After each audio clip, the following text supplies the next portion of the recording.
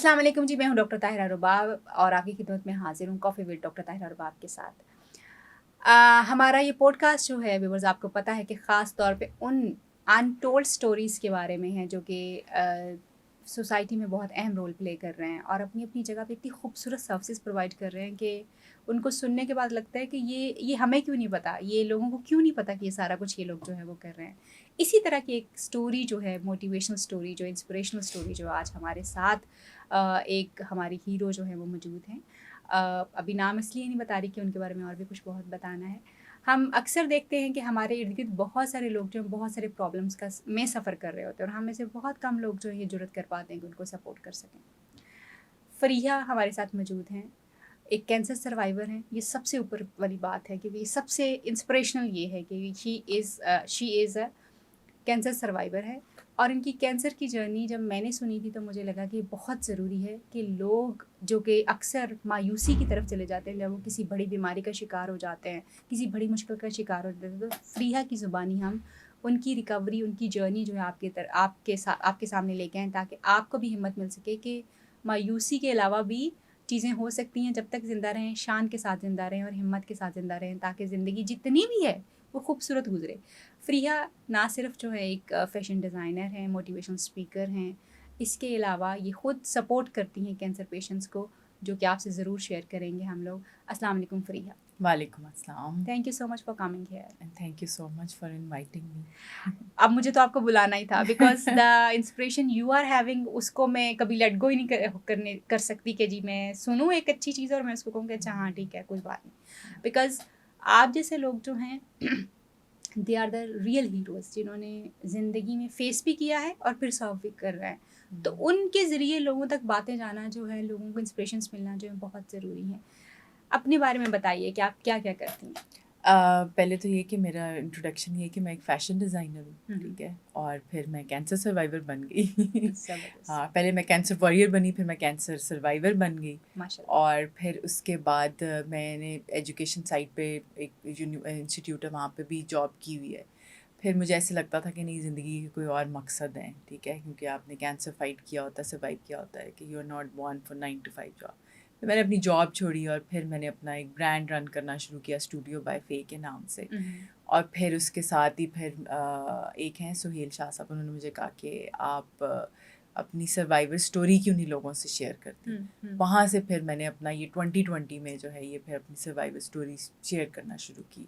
Very nice. और मुझे बड़ा अच्छा उसका रिस्पॉन्स मिला, ठीक है? और अभी तक मिल रहा है। ज़बरदस्त, very nice, that's why you are here माशाल्लाह। बिकॉज़ ऑफ कोर्स हम बहुत सारे फ़ैशन डिज़ाइनर्स को देखते हैं मगर हम बहुत कम कैंसर सर्वाइवर्स और वॉरियर्स को देखते हैं जो कि इस मोटिवेशन के साथ बाकी और बहुत सारी चीज़ें शुरू कर दें कि वो 9 टू 5 की जॉब के लिए पैदा नहीं हुए और उसके साथ फिर जो है वो लोगों की ज़िंदगियों में एक फ़र्क और एक डिफ़रेंस जो क्रिएट करने की जो कोशिश करें। सो आपकी खिदमात जो हैं वो बहुत ही, मैं समझती हूँ कि ऐसी रिमार्केबल हैं कि उनको एक्नॉलेज करना बहुत ज़रूरी है। कैंसर वॉरियर का सफ़र कैसा था? कैंसर वॉरियर का सफ़र आपको पता है वो बड़ा मुश्किल होता है, ठीक है? उसमें मैं किसी को भी ये तसल्ली नहीं देती कि जी कि बहुत एक आसान जर्नी होता है, बस आप ट्रीटमेंट होगा और सब ठीक हो जाएगा। कुछ भी ठीक नहीं होता, बहुत सारी चीज़ें ख़राब होती हैं। और सबसे बड़ी बात जो होती है, आपके साथ एक फ़ियर जुड़ जाता है, फ़ियर ऑफ़ अननोन जुड़ जाता है कि अब ये आपको बीमारी दोबारा तो नहीं हो जाएगी। फिर हमारी जो सोसाइटी है, सोसाइटी उनको बहुत अजीब तरीके से देख रही होती है। मतलब मेरे इर्द गिर्द जितने भी लोग हैं जिनकी मैं काउंसलिंग भी करती हूँ, वो सबका एक ही कहना है कि जी लोग हमें ये कहते हैं ये आपके गुनाहों की सज़ा है। ओह माय और गॉड! बहुत सारे ऐसे लोग मेरे समेत, हम लोगों ने बहुत अरसे तक इस बारे में बात इसीलिए नहीं की थी कि हमें सोसाइटी क्या कहेगी, क्योंकि ना हाँ, हम तो ये लगना चाहते हैं कि हम बेचारे हैं, हाँ, बिकॉज़ हम बेचारे नहीं हैं। हम नहीं। कैंसर मतलब फ़ाइट हमने कर लिया है और हुँ, हमने सर्वाइव भी कर लिया है। तो हुँ, हमें बेचारा भी मत कहें, हुँ। ठीक है? और बाकी ये है कि हम भी वही इंसान हैं जो बाकी लोग हैं। और हमें ये भी ना कहा कि हमें हमारे गुनाहों की सज़ा ख मिली हाँ, है। ये तो बिल्कुल भी नहीं कहना हाँ, चाहिए। देखिए, क्योंकि ये बिल्कुल, तो अल्लाह ताला का काम है ना कि अल्लाह ने आपके ऊपर एक आज़माइश डाली है। बिल्कुल ऐसा ही है। और मैं तो इसको समझती हूँ कि ये जो बीमारी मेरी लाइफ़ में आई है, ये मेरे लिए एक ब्लेसिंग इन डिस्गाइज़ है। कि लोगों को लगेगा ये गुनाहों की सज़ा है, लेकिन मेरे लिए तो ये एक ब्लेसिंग बन गई है कि हमेशा बिल्कुल, कि मैं ये इंसान ही ना होती अगर मेरे ऊपर ये बीमारी ना आई होती। ज़बरदस्त, वेरी नाइस। यानी ब्लेसिंग बहुत सारे टाइम पे मुझे याद है, अक्सर लोग जो ये जो जैसे आपने कहा कि गुनाहों की सज़ा जो है मिल रही, हमारे मुआशरे में ये कह देना बड़ा आसान है किसी भी इंसान को, अगर उसका स्पेशल बच्चा पैदा हो गया है उसको कहना कि तुम्हारे किसी गुनाह की सज़ा है। कोई इंसान किसी बड़ी बीमारी में मुब्तला हो गया, तुम्हारे गुनाहों की सज़ा है। इसी तरह से जो है मौलवी हजरात बेचारे अगर किसी साइकोलॉजिकल या किसी फिज़िकल बीमारी में ट्रैप हो जाएं तो वो डॉक्टर्स के पास उतना इजीली नहीं जा सकते, क्योंकि लोग उनको कहना शुरू कर देते हैं आपका तो अल्लाह से कनेक्शन इतना ज़्यादा है, तो आप क्यों, आपको कैसे बीमारी हुई, आप ऐसे कैसे कर सकते हैं। सो मैं समझती हूँ कि हम एक ऐसी गरीब जहन जो है हमारी सोसाइटी उसमें रह रहे हैं जहाँ पे हर चीज़ जो है वो आपके गुनाहों पे डाल के आपको गुनहगार साबित करके लोग जो है वो अपनी तसल्ली कर लेते हैं कि जी हम, क्योंकि हमें ये बीमारी नहीं लगी, हम इस मुश्किल में नहीं है, तो इसका मतलब ये है कि हम बिल्कुल ठीक हैं, ये गुनहगार जो है वो है। आई रियली कैन अंडरस्टैंड कि ये चीज़ जो आप कह रही हैं कि गुनाहों की सज़ा है वो किस तरह से आपने फेस किया होगा। किस चीज़ ने इतना ज़्यादा मोटिवेट किया कि आप अपना जो कैंसर का आपका अपना रिकवरी का जो सफ़र था उसमें कैसे अप्स एंड डाउन्स जो हैं वो आपको फेस करने पड़े, किस तरह की चीज़ें? एक तो ये था कि बहुत सारे साइड इफ़ेक्ट्स थे, ठीक है, और मुझे ऐसा लगता था कि बस अब मेरी आगे में जब ज़िंदगी गुजरती चली जाएगी ना तो मेरे ये साइड इफ़ेक्ट्स जो है मल्टीप्लाई होना शुरू हो जाएंगे और बस मैं एक बेड रिडन खातून बन जाऊंगी।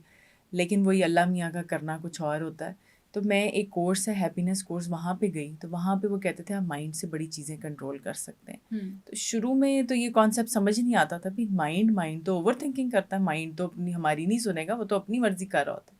लेकिन फिर मैंने बहुत सारी जो है अपने साइड इफ़ेक्ट्स उनको मैनिफेस्ट करना शुरू किया।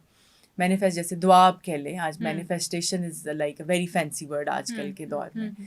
तो फिर उससे ये क्या हुआ कि एक वो मैजिक सा होना शुरू हो गया, मेरे बहुत सारे जो साइड इफ़ेक्ट्स थे वो सबसाइड होना शुरू हो गए, ठीक है। मेरी एनर्जी लेवल बेहतर होना शुरू हो गया क्योंकि उसमें वो कहते थे कि आपका जो है वो एनर्जी लेवल हाई होते हैं, ठीक है, आप ज़िंदगी में बढ़ के और चीज़ें भी कर सकते हैं।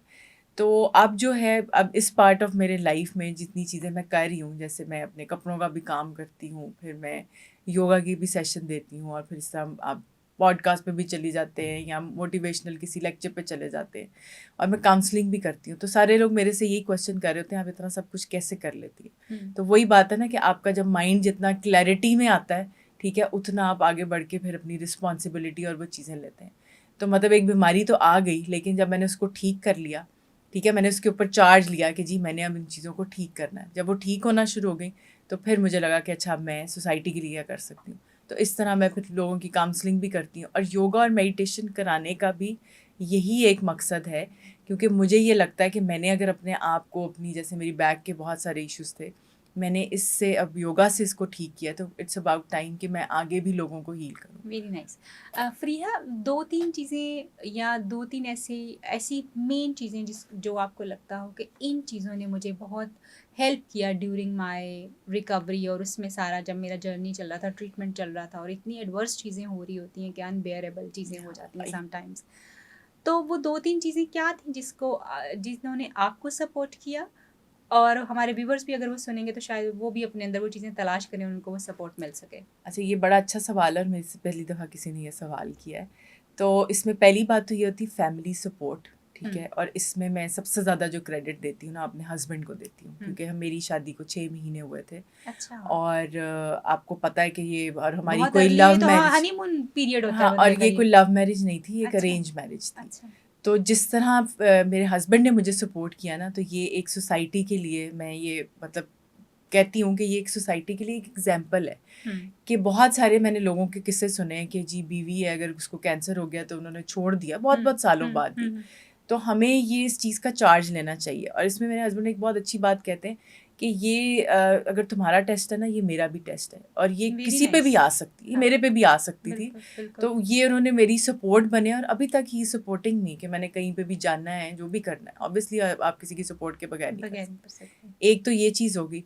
दूसरा ये होता है कि मुझे सूरत रहमान उसने बहुत हेल्प आउट किया था। माशाल्लाह, कि मैंने वो उसमें मुझे किसी ने कहा था कि आपने दिन में 3 दफ़ा सुननी है। और मुझे नहीं पता कि मेरे कहाँ से मेरे अंदर वो ताकत हिम्मत आई और मैंने वो ट्रीटमेंट करा लिया। और तीसरा ये होता है कि आपका पॉजिटिव माइंड सेट। आपको डॉक्टर बहुत कुछ कहेंगे, ठीक है, ये ख़ास तौर पे जो भी किसी बीमारी से गुजर रहा है, आपने अपनी विल पावर को जो है वो नहीं कि कहीं पे भी डगमगाने देना। आपने अपनी विल पावर को स्ट्रॉन्ग रखना है।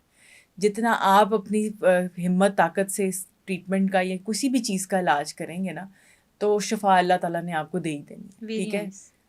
यानी 3 चीज़ें बड़ी इंपॉर्टेंट हैं फ्रीहा को जिन चीज़ों ने सपोर्ट किया, और मैं समझती हूँ कि ये बड़े अहम सतून हैं हमारी रिकवरी का, या हमारी किसी भी मुश्किल में हमारे साथ काम आ सकते हैं, जिसमें फैमिली सपोर्ट है।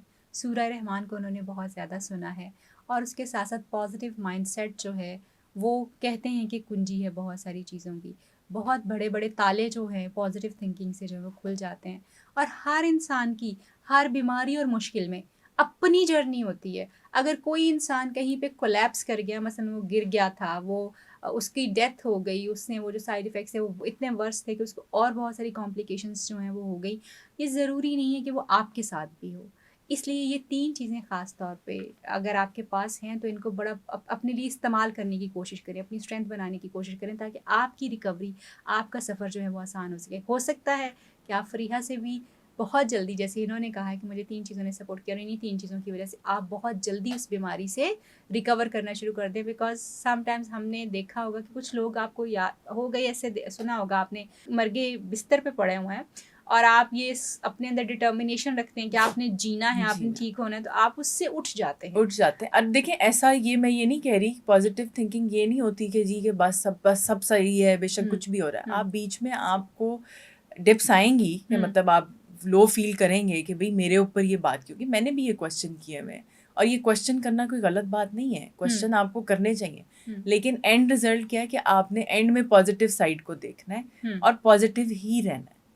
ये सबसे ज़्यादा इंपॉर्टेंट बात है। और अपनी विल पावर को स्ट्रांग रखें। जो मर्जी कोई कह रहा है, एक दिन के लिए आप उसको प्रोसेस करें कि हाँ भाई आज मुझे डॉक्टर ने ये बात कह दिया, पता नहीं क्या होगा, सोच लें उसके बारे में, लेकिन अगले दिन आप कहें नहीं, मेरे लिए अल्लाह मियाँ बेहतरी करेगा, और अल्लाह के हर काम में आपको पता बेहतरी होती है। बेशक, इसमें कोई शक नहीं कि उसके हर काम में ही बेहतरी होती है।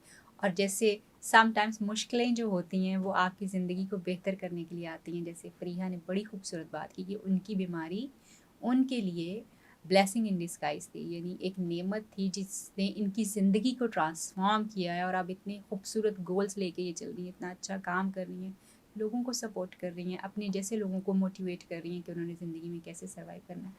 ये बताइए फ़रीहा कि आपका जो आपने बताया कि आप कैंसर सर्वाइवर्स जो हैं, जो फ़ाइट कर रहे हैं इवन, उनको सपोर्ट कर रही होती हैं, तो उसका तरीक़ाकार क्या होता है? लोग कैसे आपको अप्रोच करते हैं?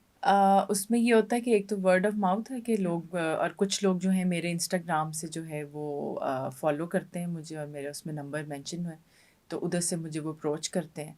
तो फिर अब आपको पता है कैंसर एक ऐसी चीज़ होती है कि उसमें आप हर वक्त फ़िज़िकल प्रेजेंस में नहीं आ सकते, तो इसलिए हमने उसको आसान बनाने के लिए ऑनलाइन सेशंस रखे हुए हैं। अच्छा, और इट्स नॉट लाइक ये काउंसलिंग नहीं, it's a wellness session wellness. कि हम उनको ये भी गाइड करेंगे कि जी आपको क्या एक्सरसाइज करनी चाहिए, ठीक है, और एक्सरसाइज नहीं भी कर सकते तो आप मतलब बाहर जाकर बैठ जाएं, ग्राउंड में बैठ जाएं, इस तरह से। तो इस तरह से सारी गाइडेंस उसमें अवेलेबल होती है। लाइफ़स्टाइल के ऊपर जो है वो लाइफस्टाइल के ऊपर जो है वो एजुकेशन जो है वो आप दे रही होती हैं। फ़रीहा, ये बताइएगा कि इस जर्नी में सबसे ज़्यादा मुश्किल टाइम कौन-सा था? सबसे ज़्यादा मुश्किल टाइम ये था जब मेरा ट्रीटमेंट सारा ख़त्म हो गया। उसके बाद डॉक्टर ने मुझे ये बोला कि जी अभी हमें जो है हम सेटिस्फाइड नहीं हैं, तो maybe we have to remove some of your organs. वो बहुत मुश्किल टाइम था, और उस टाइम मैंने खैर मतलब डिसाइड कर लिया था, और ये भी मैं पहली दफ़ा ज़िंदगी में बात कर रही हूँ कि नहीं, मैंने इसको जो है इसको ओवरकम करना है, ठीक है। उस टाइम बस मैंने अल्लाह ताला से कनेक्ट किया कि नहीं, ये नहीं मैं कर सकती, तो वो ऑटोमेटिकली जो है उन्होंने कहा नहीं, हम आपको ऑब्जर्वेशन पे रखेंगे। और फिर उसके 1-2 साल के बाद मुझे उन्होंने क्लियर कर दिया, और उसके बाद अब तो मेरे फ़ॉलो-अप्स भी नहीं होते। अब से मुझे उन्होंने ये कहा हुआ है कि अगर आपको कोई ऐसी सिम्पटम्स महसूस हो, क्योंकि I am still in touch with my doctors, तो आप जो है हमें बता दें, फिर हम आपको कोई टेस्ट रिकमेंड कर देंगे। इसके अलावा और कुछ भी नहीं है। और बल्कि कितना अरसा हो गया आपको रिकवर किए हुए? 17 years. 17 years, a long time, माशाल्लाह माशाल्लाह, वेरी नाइस वेरी नाइस। अच्छा, इसमें मैं एक थोड़ी सी बात भी ऐड करती हूँ कि मैं कोई 5-6 साल बाद मेरा ट्रीटमेंट शौकत खानम से हुआ था, तो 5-6 साल के बाद मैं अपने एक डॉक्टर से मिलने गई। वो खैर बाहर शिफ्ट हो गए थे, तो वो कभी कभी आते थे, तो वो कह रहे थे, मैं बड़े डरते डरते पूछ रहा था कि वो कहाँ पे हैं, बिकॉज जो मेरी टाइप थी वो ये बहुत एक रेयर टाइप है। और वो यही कह रहे थे कि आपका जब वो दोबारा से हमने आपका ट्रीटमेंट प्लान किया था, तो हमें लग रहा था कि बस अब जो है वो ऑफ द रिकॉर्ड मुझे बात बता रहे थे, लेकिन वो यही कहते थे। मैंने कहा नहीं, अब मैं सर्वाइव कर गई हूँ, अब मैं कुछ अच्छा करके ही जाऊँगी इस दुनिया से। ज़बरदस्त, वेरी नाइस। यानी you are one of the chosen. ये मैं समझती हूँ कि अल्लाह ताला का बड़ा ख़ास करम होता है। अल्लाह ताला लोगों को मुश्किल में, अपने प्यारों को मुश्किल में डालते हैं, और फिर उससे उसको निकालते हैं, और फिर लोगों की तरफ लेके जाते हैं कि उन्होंने वो रोशनी स्प्रेड करनी है ताकि लोगों को सपोर्ट जो है वो मिल सके। और 17 ईयर्स इज़ माशाल्लाह के एक पूरा बहुत लंबा ये एक टाइम है जो आपने माशाल्लाह रिकवरी के साथ जो है वो गुजारा है। और सुनने वालों को मुझे यकीन है, हिम्मत मिल रही होगी कि कोई बड़ी बीमारी हो जाना जो है ज़िंदगी का एंड नहीं है, अनटिल अनलेस एंड हो जाए तब तक हमने फ़ाइट करना है, तब तक हमने इस सफ़र में चलते रहना है। जब तक ये उम्मीद की एक किरण बाकी है तब तक ये जद्दोजहद चलती रहनी चाहिए कि आपने गिव अप नहीं करना। गिव अप करेंगे तो मौत स्टार्ट होगी, और जब तक आप कोशिश करते रहेंगे ज़िंदगी की किरणें बाकी जो हैं वो रहेंगी। फ्रिया, कॉफ़ी कैसी लगी आपको, कॉफ़ी प्लैनेट की? हाँ, कॉफ़ी बहुत अच्छी है। सही, thank you so much. Coffee planet DHA phase 5 आपका आना हुआ है कभी? हाँ जी, मेरा तो जाती कैसा रहती हूँ। लगा आपको वहाँ आके? अच्छा है, काफ़ी अच्छा है। चलें, wonderful. Be our guest next time as well, क्योंकि वहाँ का हमारा एम्बियंस बहुत अच्छा है, कॉफ़ी अच्छी है, और हम लोग करियोकी नाइट्स भी करवाते हैं। आप उसमें भी हाँ, जो ज़रूर, है ज़रूर, हमारा मैं हिस्सा बन नेक्स्ट टाइम सकती हैं। ज़रूर आऊँगी। ज़रूर, बल्कि हम वहाँ पे भी ये कर सकते हैं कि वहाँ पे जो लोग आए हुए हों उनकी तक भी हम आपकी आवाज़ वहाँ पे थोड़ा लाइव जो हम कर सकते हैं, क्योंकि वहाँ पे लोग अपनी लाइफ स्टोरीज शेयर करते हैं। करियोकी नाइट सिर्फ करियोकी नाइट नहीं होती, सिर्फ म्यूजिकल नाइट नहीं होती। अच्छा। वहाँ पे लोग अपनी लाइफ स्टोरीज शेयर करते हैं, अपने सेटबैक्स को शेयर करते हैं, अपनी ज़िंदगी के बुरे पैचेस को जो है वो शेयर करते हैं। वो इस तरह की एक ओह! कम्युनिटी हम लोगों ने अच्छा, डेवलप की हुई है जो कि बहुत अच्छी है, ये एंड तो आई वुड बहुत लव टू हैव अच्छा यू देयर। काम कर रहे हैं आप लोग कि ये तो बिल्कुल, बहुत ज़रूरी है कि कम्युनिटी सर्विस और हाँ, कलेक्टिव एग्जैक्टली, एफर्ट और जो उसका पर्पस भी यही है कि that people should feel connected, उनको हुँ, अकेला नहीं फील होना चाहिए, और अपना सेल्फ एक्सप्रेशन जो है वो दे सकें बगैर किसी जजमेंट के, और बगैर ये सुने हो कि ये तुम्हारे गुनाहों की सज़ा हो सकती है। कॉफ़ी प्लांट डीएचए फेज़ 5 जो एक ऐसी जगह है जहाँ पे किसी इंसान को ऐसी कोई बात जो है वो नहीं कही जा सकती, और ये अलाउड ही नहीं है, और वहाँ के लोग ही इतने अच्छे हैं कि उनमें ये सेंस है कि उन्होंने ऐसी कोई बात जो है वो नहीं करनी। फरिया, लोगों को जो सर्विसेज आप प्रोवाइड कर रही हैं वो मेनली जो होते हैं वो लोग जो हैं, एक तो आपने कहा कि इंस्टाग्राम के ज़रिए जो है वो आपका नंबर वहाँ पे दिया, वो आपको आप तक पहुँच सकते हैं। हुँ, हुँ। हैप्पीनेस का कोई कोर्स आपने खुद ज्वाइन किया था, व्हाट इज़ दैट? अब वो मैं उसके लिए वॉलंटियर करती हूँ, अभी मैं उसकी टीचर नहीं बनी, लेकिन अच्छा। इंशाल्लाह दिस ईयर मैं उसकी टीचर भी बन जाऊँगी। उसके अलावा ये उसमें है शनाज़ मनीला कराती हैं और उस्मा रमज़ान कराती हैं हैप्पीनेस कोर्स, और ये डिफरेंट टाइम में ऑफ़र हो रहे होते हैं। एक इनके भी डिफरेंट पेजेस हैं, एक जर्नी टू जॉय के नाम से है और एक है सोल सेंचुरी के नाम से। ओके। हाँ, और वो ये कोर्स इस किस्म का है कि इसको हम वर्ड्स में उस तरह से एक्सप्लेन नहीं कर सकते, it's more like an experience, अच्छा, कि जब वेरी आप नाइस। एक्सपीरियंस करेंगे तो आपको पता चलेगा। और 99% लोग यही कहते हैं कि इट्स लाइफ चेंजिंग, कि इसने हमारी ओह, ज़िंदगी बदल दी, ज़बरदस्त। क्योंकि उसमें कुछ सेट ऐसे प्रोसेसेस हैं, जब वो आप करते हैं तो आपको पता चलता है कि अच्छा भाई ये इसका आपकी लाइफ में क्या क्या इम्पैक्ट है। इम्पैक्ट आया है? बल्कि अगर आप भी करें तो आपको पता लगेगा, क्योंकि since you are a psychologist as well, तो आपको पता चलेगा किस तरह से वो डिज़ाइन है, क्योंकि हम तो इतना वॉलंटियर कर चुके तो हमें अब जाके थोड़ा आइडिया हुआ है कि ये किस तरह प्रोसेसेस बने हुए हैं। लेकिन जब आप ज़बरदस्त। करेंगी तो आप बहुत ज़्यादा रिलेट करेगी कि अच्छा इसके बाद ये मेडिटेशन हो रही है, अच्छा इस प्रोसेस के बाद ये बात हो रही है, तो आप बहुत ज़्यादा कनेक्ट करेंगी उसकी सारी वेरी चीज़ों नाइस, से। I would love to join that. मैं इंशाल्लाह ताला उनको ज़रूर सर्च करूँगी, क्योंकि सीखने का अमल हमेशा जारी रहता है, और फिर अपनी पर्सनल डेवलपमेंट जो होती है, चाहे आप जितने बड़े मर्जी प्रोफेशनल हो जाएं, आपको हमेशा ज़रूरत रहती है। और मैं खुद भी अभी, जैसे फ़रीहा ने बड़ा अच्छा बताया कि वो योगा करवाती हैं और करती भी हैं, मेडिटेशन करती है और करवाती भी हैं, मैं खुद भी योगा करती हूँ और मेडिटेशन करती हूँ, इसलिए कि ये हमें खुद को भी उतनी ही ज़रूरत होती है जितनी हम आपको एडवाइस कर रहे होते हैं कि ये कर लें, ये कर लें। और अक्सर आपने देखा होगा कि वो लफ्ज़ कभी आप पे असर नहीं कर सकता जो किसी ऐसी ज़ुबान से आए जो इंसान खुद वो ना करता हो, मगर उसकी तालीम जो है वो दे रहा हो। सो यूजुअली उन्हीं लोगों के लफ्ज़ आप पे ज़्यादा असर करते हैं जो कि खुद रोल मॉडल के तौर पे उस चीज़ को उसी तरह से कर रहे होते हैं, और वो इम्पैक्ट करते हैं, आपके दिल तक जो है वो लफ्ज़ पहुँचते हैं। आप एक सोशल एक्टिविस्ट हैं और लड़की भी हैं, और आपने स्कूल, कॉलेज, यूनिवर्सिटी और बहुत सारे उतराव चढ़ाव अपनी ज़िंदगी में देखे होंगे। What's your stand about this, के और आप क्या सोचते हो कि हमारे माशरे में जो है वो एज अप्रोप्रिएट सेक्स एजुकेशन जो इतना बड़ा एक मुअम्मा क्यों है? पता नहीं, इसमें बहुत सारे एक रिलीजियस फैक्टर्स भी आ जाते हैं, ठीक है, और लोग इसके बारे में बात, अगेन इन बातों के बारे में बात नहीं करते, और हम इन सारी चीज़ों को शेम के साथ एसोसिएट करते हैं। हालांकि ये भी आपका एक पार्ट ऑफ लाइफ है, और इसके ऊपर एजुकेशन होना बहुत ज़रूरी है। अगर एजुकेट नहीं करेंगे ना, तो आप आजकल में देखें तो बहुत ज़्यादा फ्रस्ट्रेशन है, बिल्कुल ठीक है, और ऐसे फ्रस्ट्रेशन की वजह से आप देखिए बहुत छोटे छोटे बच्चों का रेप हो रहा है, खाली बिल्कुल लड़कियों ऐसे का नहीं, फॉर दैट मैटर लड़कों का भी रेप होता है। तो उस चीज़ को भी कंट्रोल करने के लिए ये एजुकेशन होना ज़रूरी है और थोड़ा सा इसके बारे में बात करना ज़रूरी है, क्योंकि बात करेंगे तो फिर आपको एजुकेट करेंगे और अब लोग एजुकेट होंगे और फिर इस चीज़ को बेहतर तरीके से डील किया जा सकेगा और इस टाइप की जो एक्स्ट्रा चीज़ें हैं उनसे हम बच जाएंगे। मतलब एटलीस्ट ऑब्वियसली ख़त्म तो नहीं होंगी, हाँ। लेकिन रेशो कम हो रेशो जाएगा। बिल्कुल ब्यूटीफुली पॉइंटेड आउट। और आपके ख्याल में ये जो सिखाने का और सीखने का एक अमल है, ख़ास तौर पे अगर हम अपने बच्चों को एज अप्रोप्रिएट सेक्स एजुकेशन सिखाना चाहते हैं, तो आपके ख्याल में ये कहाँ से होना चाहिए? ये मुझे लगता है कि ये इंस्टीट्यूशन लेवल पे होना चाहिए। इंस्टीट्यूशन लेवल के ऊपर होना चाहिए। हमारे असातिज़ा जो हैं और हमारे जो कारी बिल्कुल। हैं, उनको शायद ये चीज़ें जो हैं हाँ, बच्चों कारी को को तो सबसे ज़्यादा ज़रूरत है हाँ, सबसे इसके ज़्यादा बारे में एग्ज़ैक्टली कि वो एजुकेट करने की। हाँ, एजुकेट करें एंड देन हाँ, और हमारे राइट पेरेंट्स जो हैं, एजुकेशन देना है, राइट आपको पता एजुकेशन। होना चाहिए कि जी कि ये क्या है और किस तरह से आपने गाइड करना है वेरी बच्चों nice, thank you so much. आखिरी बात अपने सुनने वालों को और देखने वालों को क्या कहेंगी? मैं बस यही कहूँगी कि आप लोग खुश रहें, खुशियाँ बाँटें और बस ऐसे ही अच्छाई फैलाते चले जाएँ। Very nice.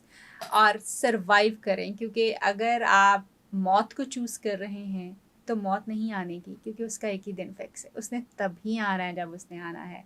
बहुत सारे लोग आपके इर्द गिर्द आपको बहुत सारी चीज़ों से लड़ते हुए नज़र आएंगे, और हर इंसान की ज़िंदगी जो होती है ना, एक स्ट्रगल होती है, और हर इंसान की स्ट्रगल दूसरे इंसान से मुख्तलिफ होती है। हमें लगता ही है कि बाहर से हमें ये लग रहा होता है कि ये तो बहुत खुश है, इसकी ज़िंदगी तो परफेक्ट चल रही है। हमें नहीं पता होता कि उसकी ज़िंदगी में क्या चल रहा है। हमें अपने आप को देखना है, हमें अपने आप को बेहतर करना है। हमें उसकी हालात ज़िंदगी नहीं पता, उसे हमारे हालात ज़िंदगी नहीं पता। सो अगर हम कोशिश करें और अगर हम पॉजिटिव लोगों के साथ रहें, जो कि मोटिवेशनल लोग हैं, जैसे फ़रीहा जैसे लोग हैं, जैसे फ़ौज़िया जैसे लोग हैं, जैसे और बहुत सारे ऐसे लोग हैं जो कि वाक़ई ही पॉजिटिव लोग हैं और पॉजिटिव काम कर रहे हैं, तो यकीन जानिए कि आपकी ज़िंदगी में भी पॉजिटिविटी जो है उसी तरह से आना शुरू हो जाएगी। क्योंकि a man is known by his company, ये आपने सुना होगा और मैंने इसको देखा है। जब आप पॉजिटिव लोगों के बीच में होते हैं तो आपकी एनर्जी बहुत हाई होती है, बहुत पॉजिटिव होती है। जब आप नेगेटिव लोगों के पास बैठे होते हैं, आप रुड़ गए, मर गए, फलाना हो गया, फलाना हो गया, हमारे लिए कुछ नहीं, इस तरह की बातें करना शुरू कर देते हैं। सो अपने इर्द गिर्द पॉजिटिव लोगों को देखें, अच्छे लोगों की स्टोरीज़ को सुनिए। बहुत सारी ऐसी स्टोरीज़ आपको अपने इर्द गिर्द ही नज़र आ जाएंगी जहाँ से आपको इंस्पिरेशन जो है मिलना शुरू हो जाएगी। आपसे लेंगे इजाज़त कॉफ़ी विद डॉक्टर ताहिरा रुबाब के साथ, फिर आपकी खिदमत में हाजिर होंगे। तब तक के लिए अल्लाह हाफ़िज़।